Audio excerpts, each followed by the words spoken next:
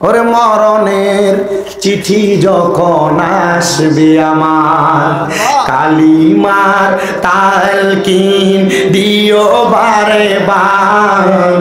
মরণের চিঠি যখন আসবে আমার, কালিমার তালকিন দিও বারে বার। দেখা যদি না হয় জীবনে আমার, কি উপায় হবে আমার? দেখা দাও রাসূলুল্লাহ, ডাকে আসে তোমার, আমি কেঁদে কেঁদে হই গো সারা। ডেকে নাও রোজা তোমার, বলেন না দেখা দাও রাসূলুল্লাহ, ডাকে আসে গো তোমার, আমি ডেকে ডেকে ওই গো সারা। ডেকে নাও রোজা তোমার, দুই সাথীকে পাশে নিয়ে খায়, ঘুমিয়ে আছো নিজুম নিরালায়। দুই সাথীকে পাশে নিয়ে ঘুমিয়ে আছো নিজুম নিরালায়। সারা দাও রাসূলুল্লাহ, ডাকে আসে কো তোমার, সারা দাও রাসূলুল্লাহ, ডাকে আসে কো তোমার। এবার আসেন আমার বাবারাম, এই মরণ কথাটা যেমন সত্য, মা আয়েশা সিদ্দিকা রাদিয়াল্লাহু তাআলা আনহা আমার নবীরে প্রশ্ন করিয়া, রাসূলুল্লাহ, মানুষের মরণ থেকে মানুষের কবরে দেওয়া পর্যন্ত সবচাইতে কষ্টের সময় কোনটা? নবী কয় দুইটা সময় বড় কষ্টের। মা আয়েশা ডাক দিয়া কয়, নবী গো কোন দুইটা সময়? বলে এক নাম্বার কষ্টের সময়টা হলো যখন মানুষের দেহ থেকে রূহটা আলাদা করা হয়, আজরাইল যখন থাবাটা দিয়ে রূহটা টান দিয়ে নিয়ে যায়, তখন সবচাইতে বেশি কষ্ট হয়। ওগো মায়ার নবী, ওগো দয়ার নবী গো, কেমন কষ্ট আপনি বলেন না গো। নবী আমার ডাক দিয়া কয়, এই কষ্টের কথা আমার জিগাইও না, আমার আগে যেই পয়গাম্বর হযরতে ইদ্রিস আলাইহিস সালাতু ওয়াস সালাম, ওনাকে জিজ্ঞাসা করো। ইদ্রিস নবী তোমাদেরকে আজরাইল রূহ কবজ করার কষ্টের কথা বলবো। ইদ্রিস নবীরে আমার আল্লাহ ঘোষণা দিছে, এ পয়গাম্বর, এ নবী ইদ্রিস আলাইহিস সালাতু ওয়াস সালাম, মরণের প্রস্তুতি গ্রহণ করবা, কারণ তামুতু কাবলাল মাউত, মরার আগে একবার মরতে পারলে ভালো লাভ আছে। ইদ্রিস নবী কয়, আল্লাহ আমি নবী তো মরার আগে একবার মরার স্বাদ গ্রহণ করতে চাই। আমার আল্লাহ ডাক দিয়া কয়, জিবরাইল রে, আমার বন্ধু ইদ্রিস যেহেতু বলছে মরার আগে একবার মরার স্বাদ গ্রহণ করতে চায়, যাও না রে আজরাইল ফেরেশতারে লইয়া আমার বন্ধুর কাছে তুমি যাও। এবার ইদ্রিস পয়গম্বরের কাছে জিবরাইল আলাইহিস সালাতু ওয়াস সালাম আসছে। জিবরাইল কয়, নবী গো আপনি বলে বলছেন মরার আগে একবার মরার স্বাদ গ্রহণ করতে, কারণ মরণটা যে কষ্ট, কেমন কষ্ট ইদ্রিস নবী যদি এর আগে একবার স্বাদটা নেয়, তাইলে মানুষের কাছে বলতে পারবো, এ আমার উম্মতেরা মরার সময় এমন এমন কষ্ট, যদি এই কষ্টটা সহ্য করতে পারো তাইলে তুমি মরার আগে দুনিয়াতে বাজে কাজ করো, অসুবিধা নাই। আর যদি সহ্য করতে না পারো, বাজে কাজগুলো ছাড়ো, তাইলে তুমি মরার সময় আরামে মরতে পারবা। হযরত ইদ্রিস পয়গম্বর ডাক দিয়া কয়, ও জিবরাইল, ঠিক আছে গো, আমি মরার আগে একবার মরতে চাই, আল্লাহ যেহেতু আমার ডাকটা কবুল করছে, আসেন না গো আমার রূহটা কবজ করেন। এবার আজরাইল ইদ্রিস আলাইহিস সালাতু ওয়াস সালামের সামনে আসছে। ইদ্রিস নবী কয়, কেমনে বসবো? বলে বইসেন না, আপনি একটু লম্বা হইয়া শুইয়া যান। ইদ্রিস নবী লম্বা হইয়া উত্তরে আর দক্ষিণে শুইয়া গেছে। আজরাইল ইদ্রিস নবীর সামনে আইসা ইদ্রিস নবীর বুকটার মধ্যে আপনি হাতটা রাখছে। কি রাখছে? হাত রাখছে। আজরাইল শুধু হাতটা রাখছে,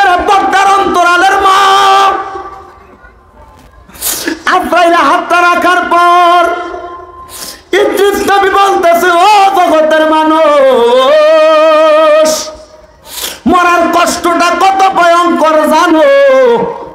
আজরাইলে যখন আমার বুকটার ভিতরে হাতটা রাখছে, আমি নবীর কাছে মনে হইছে সমস্ত জগতের বড় বড় পাহাড়গুলা আমি নবীর বুকের মধ্যে আইনা তুইলা দেওয়া হইছে। আমি নবী বললাম, রে আজরাইল, এই বুকের মধ্যে যে এত বড় ওজনটা দেওয়া হয়, সবাই রে কেমনে কষ্ট দিয়া মারবো? কয় না। বলে কেন না? বলে মুমিন বান্দা এমন কষ্ট পায় মরতো না। কেমনে মরবো রে? বলে মুমিন বান্দা বড় আরামে মরবো। একটা ছোট বাচ্চা দুধের জন্য কান্না করলে তার মা তার মাথার মধ্যে হাত বুলে দিলে বাচ্চারা যেমনি ঘুমায়া যায়, মুমিন বান্দা এমন ভাবে ঘুমায়া যাইব, মরার কষ্ট টের পাইতো না। কিন্তু মনে রাখবা, কোন বেঈমান বান্দা বেআমল বান্দা যখন মরব রে, আজরাইল সহ অন্যান্য ফেরেশতাদের ভয়ঙ্কর চেহারাটা দেখা বান্দা ডরে বিছানায় প্রস্রাব পায়খানা কইরা দিব, জিহ্বায় কামড় দিয়া দিব, নাকে মুখে দিয়া রক্ত বাইর হইব। এটা বেঈমান বান্দার মরার অবস্থা। গায়ের রক্তি ছিঁড়া যাইব, নাকে মুখে দিয়া রক্ত বাইর হইব। ইদ্রিস পয়গাম্বর কয়, জগতের মানুষ, এবার আজরাইল আমার ভিতর থেকে রূহটা বাহির করছি। নবী গো, কেমন লাগছে আপনার কাছে গো? ইদ্রিস পয়গাম্বর বলে, আমার কাছে কেমন লাগছে জানুনি? আমার কাছে এমন লাগছে, আমার মনে হয়েছে একটা জীবিত ছাগল, ছাগলটারে লটকায়া দিয়া চামড়াটারে জীবিত অবস্থায় টাইনা টাইনা ছিঁড়া ফেললে ওই ছাগলটার যত কষ্ট হইতো, আমি নবীর কাছে এত কষ্ট লাগছে। কিন্তু নবী আরেকটা আদব কামের খেলা খেলছে। যখন ইদ্রিস নবীর রূহটা আমার আল্লাহ তাআলার ফেরেশতা নিয়ে গেছে, নিয়ে যাওয়ার পরে ইদ্রিস নবী আমার আল্লাহর কাছে দোয়া করছিল, আল্লাহ, ও আল্লাহ, আপনি নাকি 8টা জান্নাত বানাইছেন সুন্দর কইরা, আমি নবীর তো ওই জান্নাতগুলা দেখতাম মনে চায়। আল্লাহ কয়, নবী দোয়া কবুল করলাম, তবে যাইবেন জান্নাত থেকে বের হয়ে আসবেন, একবার যাওয়ার পর জান্নাতের মধ্যে থাকবেন না। ইদ্রিস নবী কয়, আল্লাহ ঠিক আছে, আপনার কথা মোতাবেক কথা হবে। জিবরাইলে ডাক দিয়া কয়, এ নবী, আল্লাহ বলছে একবার জান্নাতে ঢুকতে পারবেন, এরপরে আর প্রবেশ করতে পারবেন না, বের হয়ে যাওয়া লাগবে। ইদ্রিস নবী কয় ঠিক আছে। এবার ইদ্রিস নবী যখন ইন্তেকাল করলেন, ইন্তেকালের পরে ইদ্রিস নবী জান্নাতের মধ্যে প্রবেশ করেছেন। প্রবেশ করার পরে হযরত ইদ্রিস আলাইহিস সালাতু ওয়াস সালাম জান্নাতের মধ্যে যাইয়া কিছুক্ষণ ঘোরার পরে আবার জান্নাত থেকে বের হয়ে আসছে। বের হওয়ার পরে জিবরাইল বলে, চলেন না নবী, আবার আপনারে নিয়ে যায়। হযরত ইদ্রিস নবী কয়, ভাই জিবরাইল, আমার যে নিয়ে যাইবা, আমি ইদ্রিস পয়গম্বর তো আমার পায়ের খরমগুলা জান্নাতে ফালাই আসছি, জান্নাত থেকে আমার পায়ের খরমগুলা আনা লাগবো। সুবহানাল্লাহ নাই? আল্লাহ কইছে কয়বার যাইতে পারবে? একবার। জিবরাইল যায় কইবা একবার, গেলে এরপরে যখন বাইরে হয়ে চলে আসে। ইদ্রিস পয়গম্বর যেমন কথা তেমন কাজ, প্রবেশ করে বের হয়ে চলে আসছে। কিন্তু জিবরাইলকে বলছে, রে জিবরাইল, জান্নাতে গেছে, আমার পায়ের খরমগুলা জান্নাতের মধ্যে রাইখে আসছে, অনুমতি দাও প্রবেশ করি। জিবরাইল কয়, যান নিয়ে আসেন। ইদ্রিস নবী জান্নাতের মধ্যে ঢুইকা আর বাইর হয় না। জিবরাইল কয়, আসেন না। বলে না। বলে কেন? বলে তুমি কইছো একবার প্রবেশ করলে বের হওয়া লাগবে, কিন্তু দ্বিতীয়বার প্রবেশ করলে যে বের হওয়া লাগবে এটা তো কও নাই। যাও রে যাও, আমার আল্লাহর কাছে খবর দাও, আমি নবী জান্নাতে প্রবেশ করছি আর বাহির হইতাম না। কষ্ট হইতেছে আপনারা? ওরে মরণের চিঠি যখন আসবে আমার, কালিমার তালকিন দিও বারে বার। মরণের চিঠি যখন আসবে আমার, কালিমার তালকিন দিও বারে বার। দেখা যদি না হয় জীবনে আমার, কি উপায় হবে আমার? দেখা দাও রাসূলুল্লাহ, ডাকে আসে তোমার, আমি কেঁদে কেঁদে হই গো সারা। ডেকে নাও রোজা তোমার, বলেন না দেখা দাও নাও রাসূলুল্লাহ,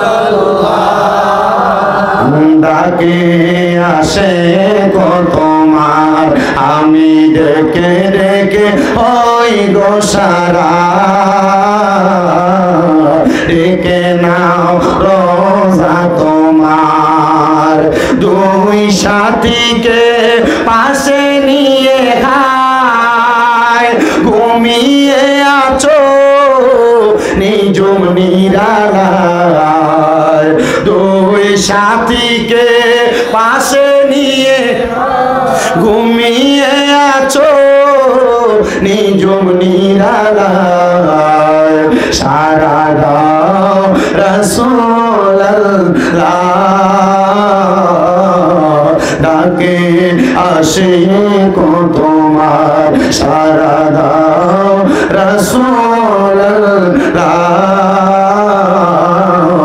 ডাকে আসে গো তোমার।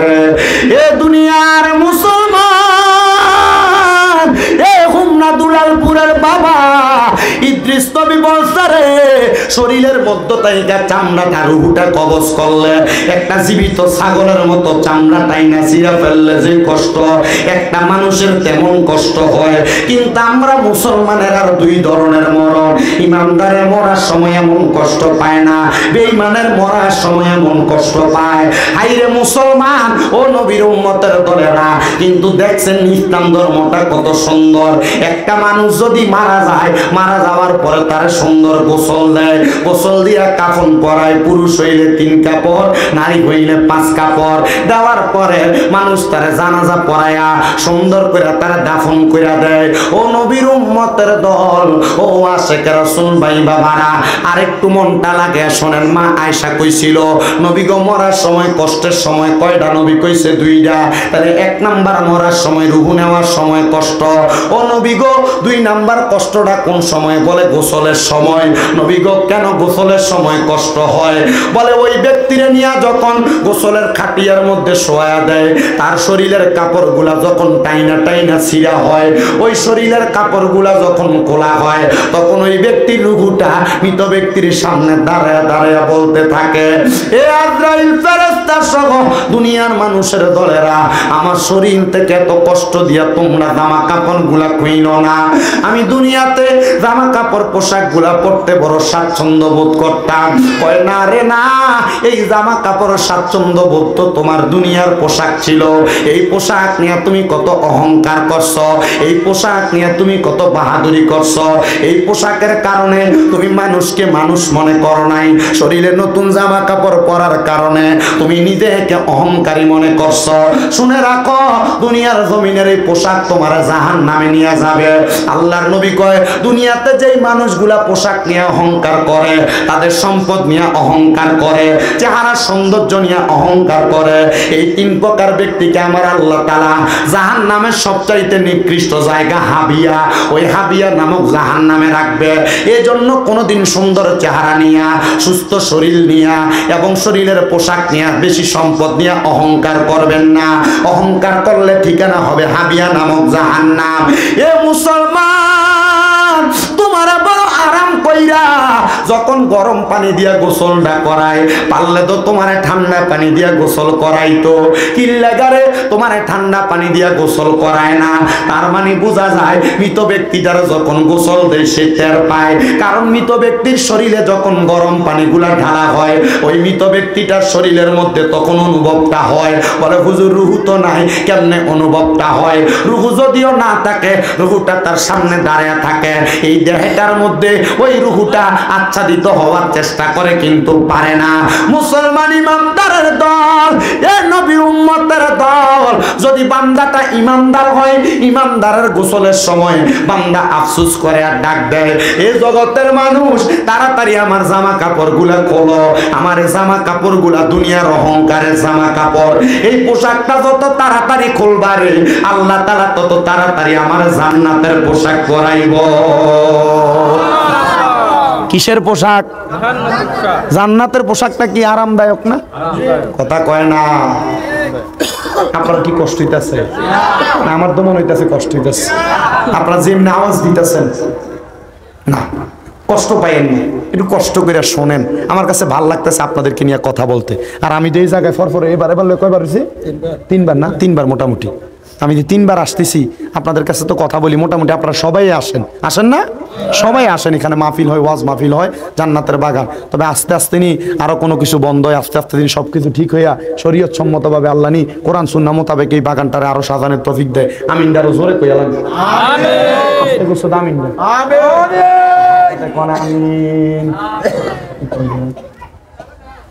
ও আচ্ছা, ও আমার আর দাওয়াতের কাগজ দিচ্ছে, গনিয়ার সর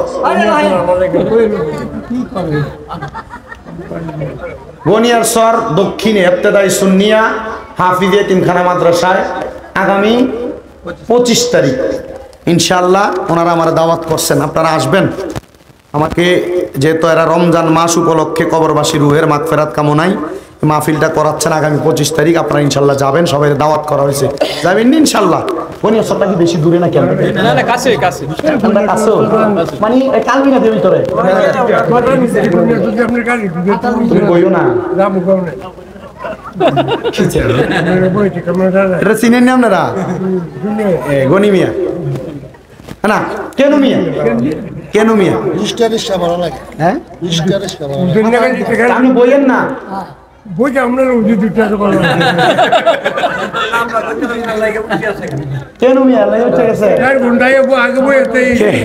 আমি মোটামুটি ওই উমরাবাদ, রামপুর, ইন্ডিয়া মোটা সিটপুর মোটামুটি যেখানে যাই, ওই বাঞ্ছারপুর ইন্ডিয়া কর্নারে যা সবটির ভিতরে যায় বয়ে থাকে, বয়ে থাকে, খাইতে বয়ে খাও তুমি।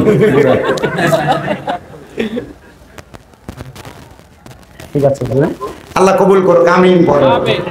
তুমি যে এই যে আওয়াজটা হইতেছে কেন আওয়াজটা বন্ধ করুন একটু, পোস্তা শুনি, ট্রাভেলটা বাইরে রয়েছে, ট্রাভেল এটা একটু বন্ধ করা যায়নি, দেখো বীজটা হালকা কমবো।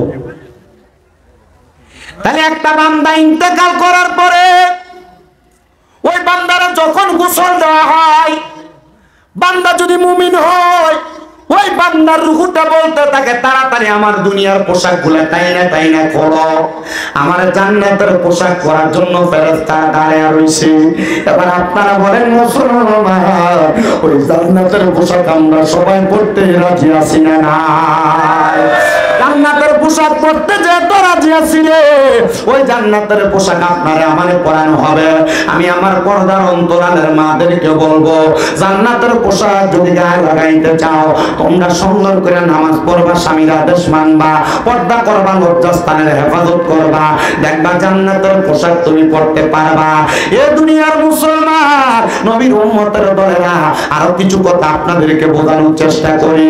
এবার একটা মানুষ যখন মারা যায়, গোসলটা করে কাপড়টা যখন মেইলা দেয়, ওই 3টা কাপড় 5টা কাপড় মেইলা দেওয়ার পর ওই কাপড়ের মধ্যে আপনারা তাকায় দেখবেন কাপড়ের গোড়া সিডায়, কত সুন্দর হাতল লোবান সিডায় নিরে বাবারা, সিডাই তো অবশ্যই চিটাই জন্য আশেক লেখে আম পাতায় জাম পাতায় কত পানি ঝরে, ওরে শেষ বিদায়ের গোসল দিব বড়ই পাতার জলে, ওরে আতর গোলাপ সুরমা চন্দন সিটাই দিব রে, আতর গোলাপ সুরমা চন্দন সিটাই দিব রে, ও প্রাণের মা রে, তুমি ফিরে ফিরে ধীরে ধীরে চাইও রে, একটা জবান বন্ধ রাখবেন না। এবার আপনারা বলেন আমরা সবাই ইমানি মরণ চাই কি চাই না? আমি যখন এই দুলালপুরে আসতেছি, আমি মোবাইলের মধ্যে হঠাৎ করে ফেসবুকে ঢুকার পর একটা ভিডিও দেখে বড় অবাক হয়ে গেছি। আমি আমার গাড়ির পোলাপানগুলাকে পর্যন্ত দেখাইছি। আমি কইলাম দেখো ইসলাম ধর্ম গ্রহণ করার কারণে আমরা কত ভালো আছি। আপনারা তো মরার পর গোসলটা করাইয়া কাপড়ের গোড়া ছিড়াইয়া কত সুন্দর করে সুগন্ধ দিয়ে কাফন পেতে জানাজা পরে 3 জনে আলতো করে কবরে নামায়। কিন্তু একটা হিন্দু লোক ইন্তেকাল করেছে ভারতে। ইন্তেকাল করার পরে লোকের যে বন্ধু বান্ধবরা ছিল, লোকটা মনে হয় নেশা করতো, নেশা মদ পান করতো, সিগারেট খাইতো। তার মারা যাওয়ার পরে তার চিতার মধ্যে শুয়াইয়া তার মুখের মধ্যে তারা মদ ডাইলা দিতেছে। আমি দেইকা বড় আফসোস করছি। আমি দেখলাম তার মুখের মধ্যে মদের বোতল ডাইলা দিয়া মদগুলা তার মুখে চড়াইয়া দিতেছে। আবার আরেকজন হাতের মধ্যে নিয়ে মদ ছিড়িয়া দিতেছে। আরেকজনকে দেখলাম মুখের মধ্যে সিগারেট জ্বালাইয়া তার মুখের মধ্যে দিয়া দিছে। আমি বুঝতে পারলাম না রে এই লোকটা কেন এমন অবস্থা করতেছে। আর এটা তো মারা গেছে, মারা যাওয়ার আগে দুনিয়ার জমিনে নেশা করার কারণে এই লোকটা তো এমনি পাপ করে গেছে। মরার উপর কেমনে মানুষগুলা খাড়া দিল আমার বুঝে আসে না। আমি কত হিন্দু পোলাপান ইসলাম ধর্ম গ্রহণ করার পরে আমি তার লগে কথা বলার পর জিজ্ঞাসা করলাম, কিরে তুই কেন ইসলাম ধর্ম গ্রহণ করলি? এই ফুতা মারে কয়, এ জগতের মানুষ, হে হুজুর আপনার কাছে আমার আবদার, আমি ইসলাম ধর্মটা তো সাদে গ্রহণ করি নাই, আমি হিন্দু ধর্ম থেকে কেন ইসলাম গ্রহণ করছি জানেননি? বলে কি কারণে? বলে হুজুর যেই বাবা আমার জন্ম দিছে, যেই বাপ নিজের রক্তরে পানি করে খাওয়াইছে, ওই বাবা ইন্তেকাল করার পরে আমি দেখছি আমার আব্বাটা মরার পর তারা আমার আব্বার লাশটারে গোসল করায়, আমার আব্বার লাশটারে তারা চিতার উপর শোয়ায়া আমার আব্বার লাশটার উপরে তারা কি যেন দিয়া দিছে। হুজুর গো, আমার লাকড়ির মধ্যে আগুন ধরায়া বলতাছে আমি আমার নিজের মরা আব্বার মুখের মধ্যে আগুন দেওয়ার জন্য, এ আব্বাকে মুখের মধ্যে আগুন দিবার লাগে আমার জন্ম দিছিল। আমি এটা দেখে বড় ভয় পাইছি। আমি চিন্তা করছি আমি যদি এই ধর্মের মধ্যে থাকি তাহলে আমার মরার পর আমার ফুতে আমার মুখের ভিতরে আগুন দিব। হুজুর এই কর্মটা আমার কাছে ভালো লাগছে না। আমি একটা মুসলমান মরার পরে দেখছি মুসলমানটা মরার পরে কাফন দাফন দিয়া সুন্দর করে কত সম্মানের সাথে কবরে নামায়। হুজুর আমরা ধর্মের আরেকটা নিয়ম আছে, মানুষ মারা যাওয়ার পর ওই মানুষটারে কবরের মধ্যে যখন বসায়া যখন মাটি দিব, মানুষ মারা যাওয়ার পরে রগগুলা যখন ছিঁড়া যায়, মানুষের হাত পা গুলা শক্ত হয়ে যায়। ওদের আমি দেখছি হাতগুলা ভাঙ্গা লায়, পা গুলা ভাঙ্গা মুড়াটা এভাবে ভাঙ্গা তারা কবরে ভাবে বসায়া দেয়। হুজুর এইটা তো আমার কাছে বড় কষ্টের মনে হয়েছে। হুজুর এটার তুলনায় আমার ইসলাম ধর্মটা বড় ভালো লাগছে, এই জন্য আমি ইসলাম ধর্ম গ্রহণ করছি। আমি বুঝছি এমন যত মানুষ ইসলাম ধর্ম গ্রহণ করে অন্য ধর্ম থেকে, তারা মনে হয় ইসলামের সৌন্দর্য দেখে ইসলাম ধর্ম গ্রহণ করে, কিন্তু মুসলমান রে তুমি তো মুসলমানের ফুট, তোমার কাছে তো ইসলামের সৌন্দর্য ভালো লাগে না। তুমি তো মুসলমানের ফুট, তোমার কাছে তো ইসলামের মাধুর্যতা ভালো লাগে না। তুমি তো মুসলমানের ফুট, তোমার কাছে তো ইসলামের ভালোবাসার সৌন্দর্য গুলা এত ভালো লাগে না। বলে হুজুর ভালো লাগবো কেমনে গো, আমি তো ইসলাম ধর্ম গ্রহণ করছি কথা সত্য, কিন্তু আমার কাম হলো চুরি করা, আমার কাম হলো হারাম খাওয়া, আমার কাম হলো মানুষের সঙ্গে ঝগড়া দ্বন্দ্ব করা, আমার কাম হলো মানুষের সাথে বিভিন্ন ভাবে ঝগড়াতে লিপ্ত হওয়া। না রে মুসলমান, হারাম খাওয়া, দ্বন্দ্ব করা, ঝগড়া ফাসাদ করা, এগুলার কারণে তুমি মুসলমান হইতে পারো। এটা নামের মুসলমান, কামের মুসলমান না। কবরে যাইবা, যাওয়ার পরে শান্তি পাইতা না। হ্যাঁ, মুসলমান দাবি করে সুদ খায়, মুসলমান দাবি করে ঘুষ খায়, মুসলমান দাবি করে পরের হক মাইরা খায়, মুসলমান দাবি করে ওজনে কম দেয়, মুসলমান দাবি করে মানুষের সাথে ঝগড়া ফাসাদ দ্বন্দ্ব করে, মুসলমান দাবি করে দুনিয়ার জমিনে পরকীয়ায় আসক্ত, মুসলমান দাবি করে দুনিয়ার জমিনে হারাম কাজে লিপ্ত, মুসলমান দাবি করে ভাই ভাইয়ের জায়গা দখল করে খায়, মুসলমান দাবি করে এই ভাই মা বাপ মারা যাওয়ার পর বোনের সম্পদ বুঝে দেয় না। এমন চোর সিটার সোনার বাংলাদেশে আছে না? আসেনি? বইয়ের সংখ্যা মাতেন না কা না, দুলালপুর নাই, আসেনি? যে কোনো একটার সাথে লিপ্ত হয় মুসলমান, কিন্তু এটা কি নামের মুসলমান না কামের? হ্যাঁ, একজনে কইছে, আরো জোরে কোন নামের না কামের? অবশ্যই এটা নামের মুসলমান, এটা কামের মুসলমান না। দুনিয়ার জমিনের ভিতরে হারাম খায়, ঘুষ খায়, সুদ খায়, পরের হক মাইনা খায়, এগুলা থেকে দূরে থাকার চেষ্টা করবা। কারণ আশেক তো সুরে সুরে কয় রে, শুধু খাইলে নামাজ হবে না, মন বোঝো না, হারাম খাইলে নামাজ হবে না। আরে কুলুবুল মুমিনিনা আরশে আল্লাহ, কুলুবুল মুমিনিনা আরশে আল্লাহ, নূর নবীর হাদিসে ঘোষণা, শুধু খাইলে নামাজ হবে না, মন বোঝো না, ঘুষ খাইলে নামাজ হবে না। ওরে হজ করিতে মক্কা যাইয়া খরচ করবি যেই টাকা, এই এই টাকা গরিবকে দিলে গরিবই থাকি তো কেঠারে, গরিবই থাকি তো কেঠা। দেখবেন তাকে রমজান মাস আসলে উমরা হজ করবার লাগে মক্কায় যায়, রমজান আসলে হজ করবার লাগে মক্কা মদিনা যায়, কিন্তু তার এলাকার কত মানুষ না খেয়ে মইরা যায়। এ সম্পদ বানাইছো, সম্পদের হিসাব আল্লাহর কাছে দেওয়ান লাগবো, কিন্তু তুমি তো এটার লাগিয়া প্রস্তুত না। আমি আমার ওয়াজদার ধারাবাহিকতা সেদিকে নিয়ে একটু মনোযোগ দিয়া বুঝছেন। তার আগে আমি আমার কথাগুলা বইলা শেষ করি। ওরে হজ করিতে মক্কায় যাইয়া খরচ করিলি যেই টাকা, এই টাকা গরিবকে দিলে গরিবই থাকি তো কেঠা। কেউ যায় টাকার ঘুমানে, কেউ যায় দেশ ভ্রমণে, কেউ যায় টাকার গরমে, কেউ যায় দেশ ভ্রমণে। আইরে ধনীরা যায় ধনের টানে, আনিতে সোনা দানা, শুধু খাইলে নামাজ হবে না, অমন বোঝো না, গোশ খাইলে নামাজ হবে না। কথা কম না ঠিক কিনা? এ দুনিয়ার মুসলমান, এ নবীর উম্মতের দল, যত সম্পদ তত হিসাব।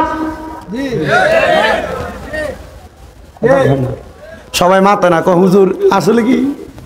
যত সম্পদ তত হিসাব। কথা কি ঠিক না বেঠিক? অবশ্যই ঠিক। বলে হুজুর কেমন ঠিক? কেমন ঠিক আমি আপনাদেরকে একটু বোঝানোর চেষ্টা করি। মিশরের এক বড় বাদশা, সম্পদের অভাব নাই। ওই বাদশা ডাক দিয়া কয়, জগতের মানুষ, আমার রাজ্যের মানুষেরা একটা স্বভাব ছিল, বেশি খাম খাম করে। তারা শুধু আফসুস করে আমার এইটা নাই, আমার ওইটা নাই। এই স্বভাবটা বেড়াইতে থেকে বেরিয়েতে বেশি। মা বোন, আপনাদের কাছে আবদার, আপনারা যারা স্বামীর ইনকাম কম দেখে আপনারা কাবজাত করেন, আল্লাহর হস্তে এটা কইরেন না যে তোমার বয়সে ছোট, তোমার পাশের বাড়ির অমুক এত টাকা কামাই করে, তুমি করতে পারো না, তুমি কি বেড় হইলা। এ কথাটা মুখ দিয়ে বাইর করে না মা। এ কথাটা কইলে তোমার জামাইয়ের কলজাটার ভিতরে একটা তীর দিয়ে বা একটা তরবারি দিয়ে আঘাত করলে এত কষ্ট পাইতো না। এই কথাটা জামাই রে কইলে যে কষ্টটা পায়। কথা কন না কেন? মা, আমি তোমার কাছে আবদার করব, তুমি আল্লাহর দরবারে নামাজ পড়বা, নামাজ পড়ে দোয়া করবে। এই মহিলারা, আপনাদের গলার আমার জন্য একটা ওই দিকে না আসে। এটা আবার উঠেছে কেন? এটা উড়াইন না বাবা। কি তো আমি যে পুরান মানুষ, নতুন কাম করে, কোন গলার আমার দেওয়া যাবে না মহিলারা। একটু মনোযোগ দেন, তাহলে বেশি খাম খাম কথা কয় না। এটা নাই ওইটা নাই বলা যাবে, আফসুস করা যাবে। যদি আফসুস করেন, আপনি নাফরমানের খাতায় নাম লেখাইবেন। কার খাতায়? নাফরমান বালা মানুষ নাম। নাফরমান ছিল নমরুদ, নাফরমান ছিল ফেরাউন। এরা বড় নাফরমান। ফেরাউনের এমনও স্বভাব। ভাইয়েন না, কই যা না, ভাইয়েন না, আপনি বইয়েন না। এরা এমনি ঠান্ডা হয়ে যাবে। আমার কাছে মহিলা ঠান্ডা করার ওষুধ আছে। আমরা ওড়া বসা করলে আমার ওয়াদে দিচ্ছি। আপনারা আছেন না? আপনারা ওড়া বসা না করলে চলবো। মোটামুটি আপনারা বইয়ে থাকলে আমার কাছে আজকে কথা কইতে ভালো লাগে। মহিলা মানুষ যারা আছেন, মা একটা হাদিস শোনাই, মান সমা তানাজা। আপনি নামাজ রোজা পইরা যে মুক্তি না পাবেন, নবীজি কইছে যে চুপ থাকে সে মুক্তি পায়। আপনারা যদি কথা বলেন, আপনার এই কথার কারণে যদি আপনি নাজাত না পান, তাহলে আপনার এই ওয়াজ শুনে কি লাভ হইল? আপনারা একটু শুই না, চুপ থাকেন। 2 নাম্বার, রসুলের পাকের হাদিস, একটা মহিলার গলার আওয়াজ কোন পরপুরুষ শোনা, একটা মহিলার গলার আওয়াজ কোন পরপুরুষ শোনা, এ মহিলার আমল নামার ভিতরে কবিরা গুনাহ হবে। কি গুনাহ হবে? আপনার কথা কোন না, কি গুনাহ হবে? একটা মহিলা মানুষের গলার আওয়াজ পরপুরুষ শুনলে কি গুনাহ হইব? কবিরা গুনাহ। তাহলে মহিলা দিয়া যে গান বাজনা করে যারা, মহিলা দিয়া, তাহলে তারার আমল নামাতে কি গুনাহ হইব? কবিরা গুনাহ। আমরা আস্তে কইছেন, কবিরা গুনাহ। আমরা আস্তে কইতেছেন, আবার জোরে কোন, কি গুনাহ হইব? এটা করা যাইব? মহিলার গলার আওয়াজ পুরোটা মানুষ শুনতে পারবো? শুনলে মহিলার আমল নামায় কি গুনাহ হইব? ঠিক আছে তো? তাহলে আবার বেরিয়ে বলা, জোরে কথা কইবেন না, আস্তে কইবেন, আপনার বিষয়। তাহলে নাফরমান ছিল ফেরাউন, নাফরমান ছিল নমরুদ। কথা কোন না ঠিক কিনা বলা? ও মুসলমান, ঠিক কিনা বলা?